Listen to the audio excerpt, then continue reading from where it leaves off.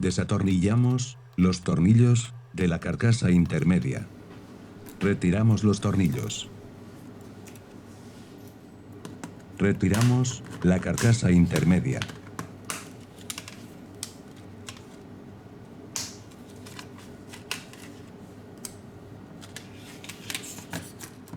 Retiramos el conector de la pantalla.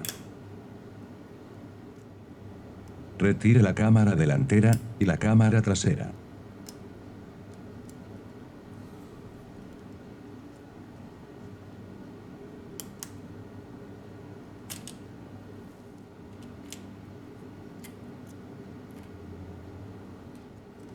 Levante suavemente la placa base del teléfono.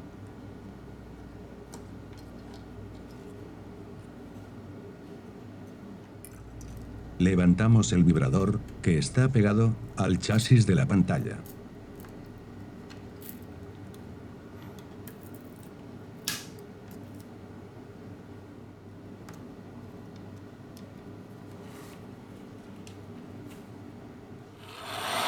Aplicamos calor muy poco tiempo.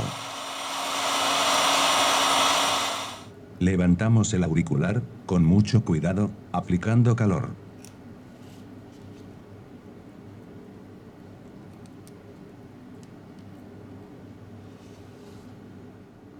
Retirar el conector jack.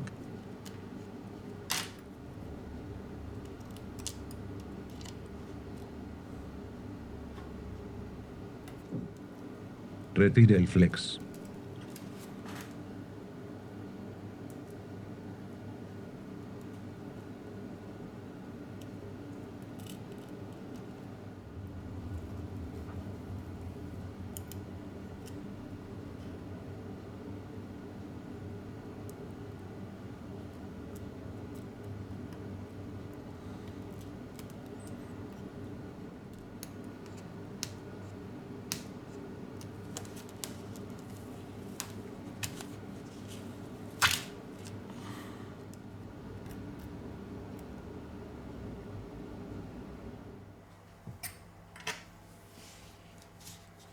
Volvemos con el proceso de montaje.